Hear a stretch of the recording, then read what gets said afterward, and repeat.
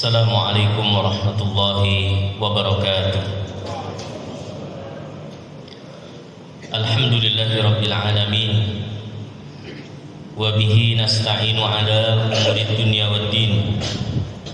Wassalatu wassalamu ala habibina wa qudwatina Muhammadin wa ala alihi wa sahbihi wa man sara ala nahjihi ila yaumiddin. Wa ba'd. Kaum muslimin yang dimuliakan oleh Allah Subhanahu wa taala, alhamdulillah, puji syukur kembali kita panjatkan kepada Allah Subhanahu wa taala atas segala karunia dan nikmat yang besar yang begitu banyak kepada kita. Wa in ta'uddu nikmatallahi la tuhsuha. Seandainya kalian mau menghitung nikmat Allah Subhanahu wa taala, niscaya kalian tidak akan mampu menghitungnya. Ma'asyiral muslimin rahimakumullah. Allah Subhanahu wa taala menyebutkan di dalam Al-Qur'an,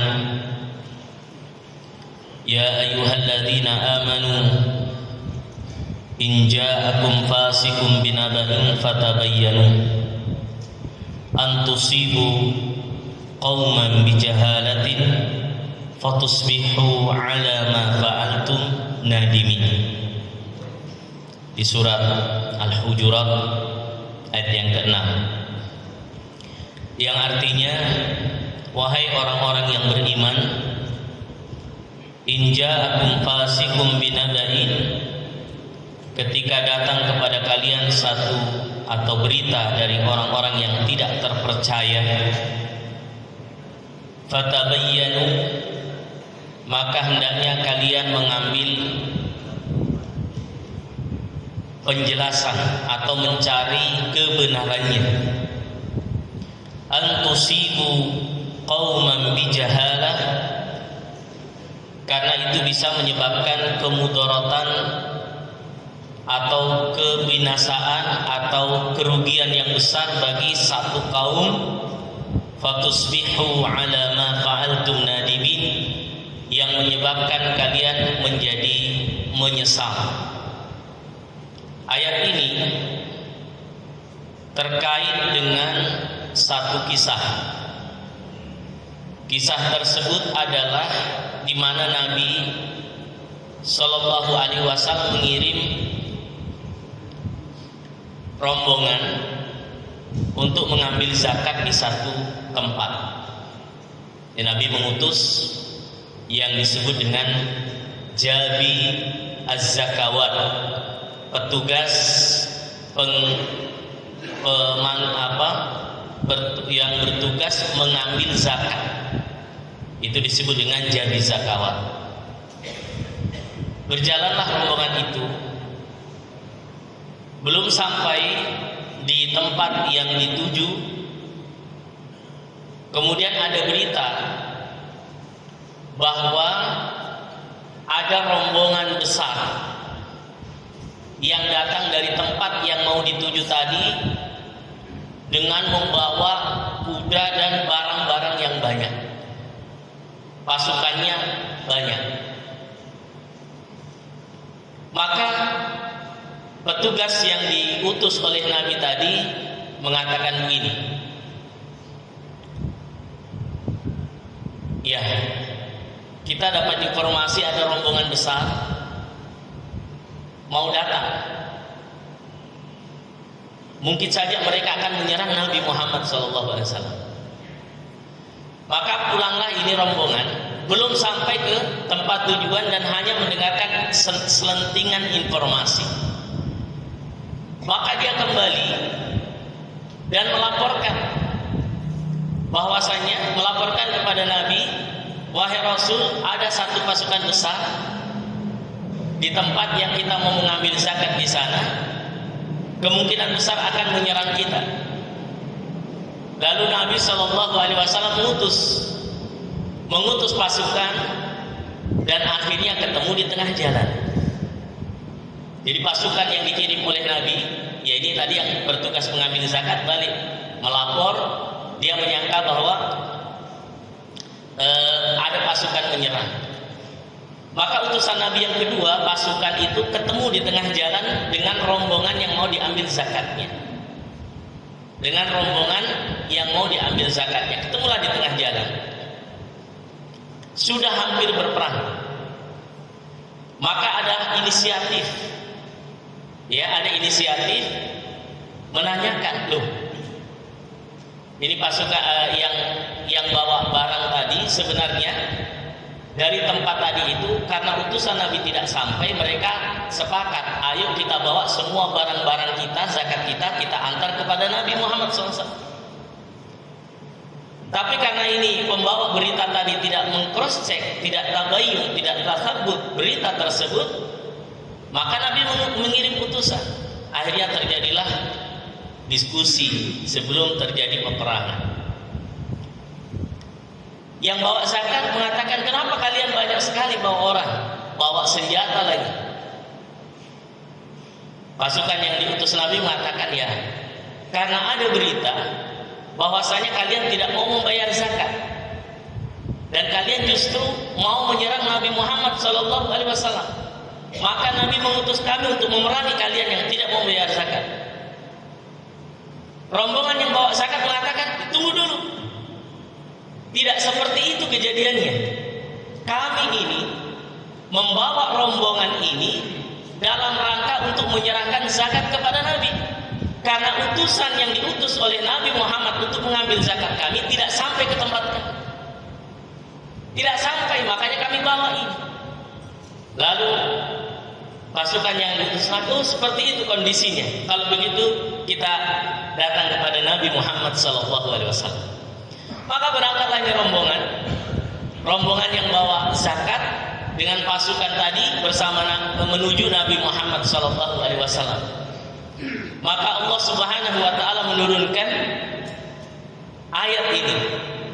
Ya ayyuhalladzina amanu, wahai orang-orang yang beriman, in ja'akum fasiqun binaba'in, kalau datang kepada kamu seorang yang tidak terpercaya menyampaikan satu berita, tasabbutlah.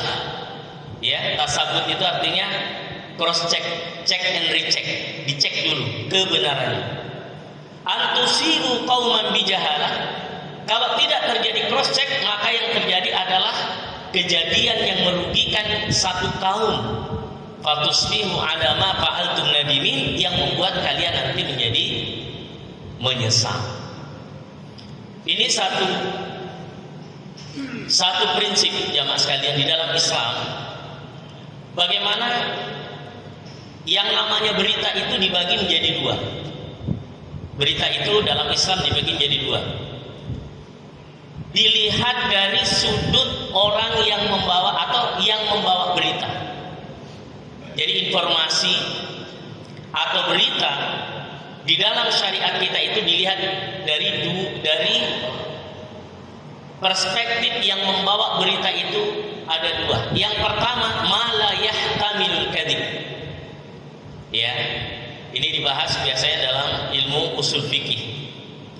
Ma la yahtamilul kadzib artinya yang tidak ada sama sekali kebohongan di dalamnya. Dari mana berita itu yang tidak ada sama sekali kebohongan di dalamnya? Kalau datang dari Allah dan Rasulnya. Jadi kalau berita itu, informasi itu datang dari Allah dan Rasulnya, maka tidak akan pernah ada kebohongan di dalam. Qala Allah wa qala Rasul, pasti benar. Kenapa? Allah As-Sami, Allah Maha mendengar. Al-Alim, Allah Maha mengetahui. Bahkan ketika manusia berbicara, Allah tidak ada yang melihat kecuali Allah Subhanahu wa taala. Allah mengatakan, "Ma yakunu min najwa thalathatin illa huwa rabi'uhum, wala khamsatin illa huwa sadisuhum, wala adna min dzalika wala aktsara illa huwa ma'ahum aina ma kanu." Tidaklah kalian berbicara 3 orang kecuali Allah yang keempat. Tidaklah kalian berbicara 4 orang kecuali Allah yang kelima. Wala khamsatin illa huwa sadisuhum wala adna min dzalik, tidak juga 5 orang kecuali Allah yang keenam. Mau lebih dari itu atau kurang dari itu, Allah Subhanahu wa taala ma'akum aina makanu. Allah bersama kalian, Allah bersama mereka di mana saja mereka berada. Jadi semua berita yang datang dari Allah dan Rasulnya tidak layah tamidul kadzib. Tidak ada kedustaan di dalam. Shadaqallahul azim. Maha benar Allah yang maha agung. Kenapa? Allah Subhanahu wa taala maha mengetahui yang lahir dan yang batin. Ya'lamu zahiran wa batin. Allah Subhanahu wa taala mengetahui yang nampak dan yang tidak nampak. Bahkan ayat yang kita baca tadi, innallaha la yakhfa 'alaihi syai'un fil ardi wala fis sama'. Tidak ada yang tersembunyi bagi Allah Subhanahu wa taala. Yang ada di langit dan yang ada di bumi, tidak ada yang tersembunyi bagi Allah Subhanahu wa taala. Maka jamaah sekalian, ketika berita itu datang dari Allah dan Rasulnya, maka itu pasti kebenarannya. Innallaha la yukhliful mi'ad. Allah tidak menyelisihi janjinya. Adapun selain daripada Allah dan Rasulnya, ya kalau para sahabat jelas. Kalau sahabat itu meriwayatkan hadis, maka kaidahnya dalam ilmu hadis kullu sahabatin udul. Setiap sahabat itu adil. Artinya ketika sahabat meriwayatkan hadis, insya Allah hadis tersebut datang dari Nabi SAW. Karena tidak ada sahabat yang berdusta atas nama Nabi SAW. Tetapi selain Allah, Rasulnya, kemudian sahabat ketika menceritakan hadis-hadis Nabi, ini masuk dalam kategori yang kedua, yahtamilus sidq wal kadzib.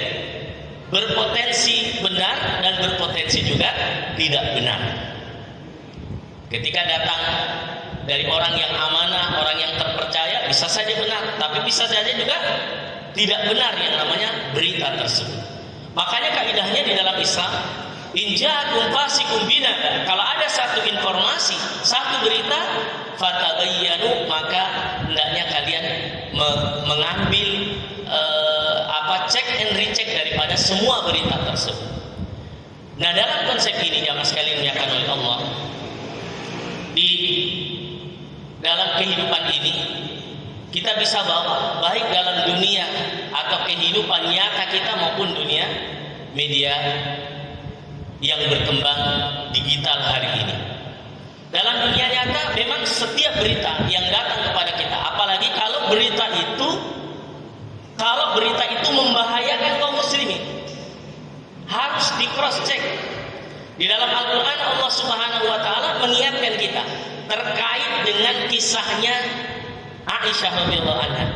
Mungkin bapak-bapak, ibu-ibu pernah dengar hadisul ifk. Pernah dengar Pak? Hadisatul ifk, kisah ketika Aisyah dituduh berselingkuh dengan Safwan bin Mu'attil. Pernah dengar Pak ya? Jadi kisahnya ini akan ada kaitannya dengan ayat yang saya bacakan tadi. Bahwasanya pernah suatu ketika di dalam peperangan Aisyah ikut. Biasanya Aisyah itu ditandung, dan Aisyah waktu itu badannya masih ringan, masih kurus lah begitu, tidak terlalu gemuk, masih ringan. Maka yang bawa tandu ini dikira Aisyah sudah di atas. Ternyata Aisyah turun karena beliau cari, ya, ibunda Aisyah cari perhiasan beliau yang kemungkinan jatuh di tempat tertentu, dia cari. Nah, Safwan bin Mu'attil ini adalah seorang sahabat yang memang dari sukunya itu selalu belakang, artinya selalu terlambat.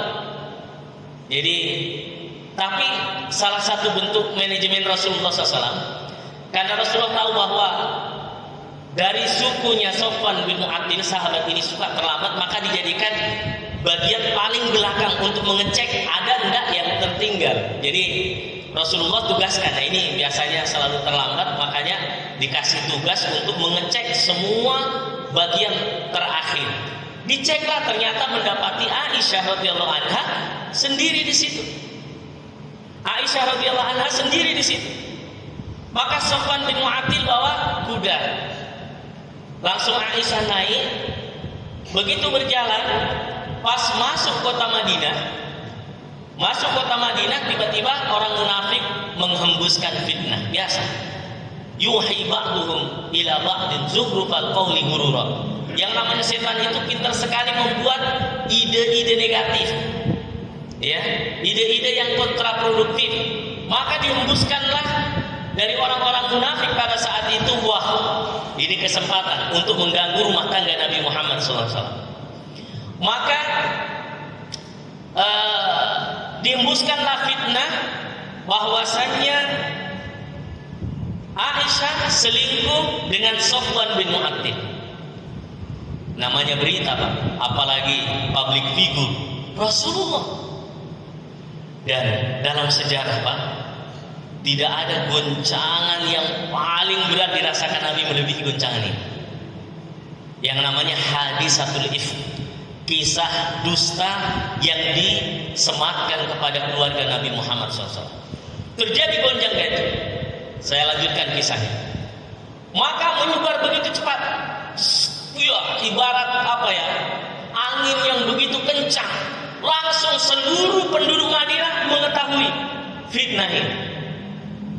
Ada yang berani ngomong, ada yang tidak berani ngomong.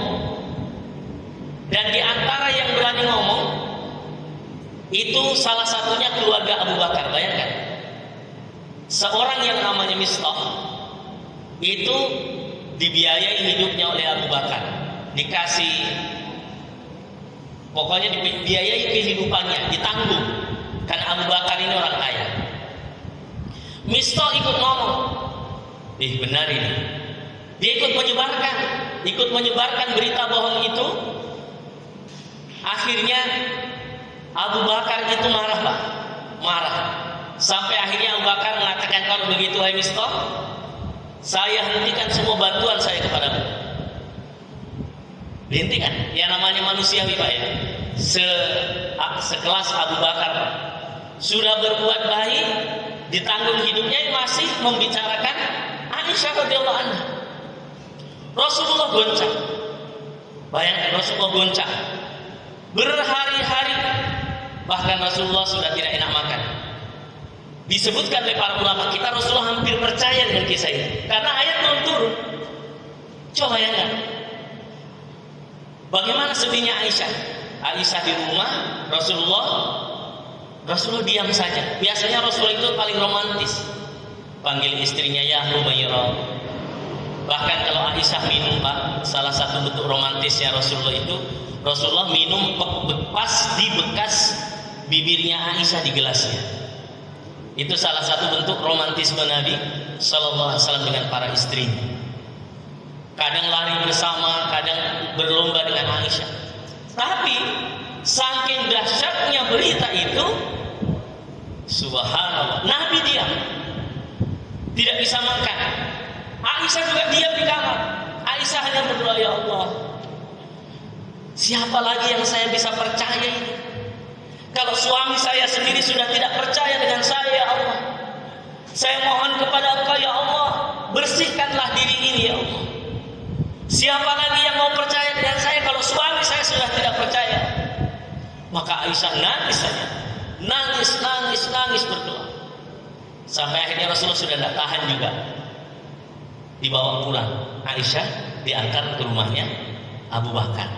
Bayangkan, di rumahnya Abu Bakar, dibawa ke situ, Rasulullah juga diam.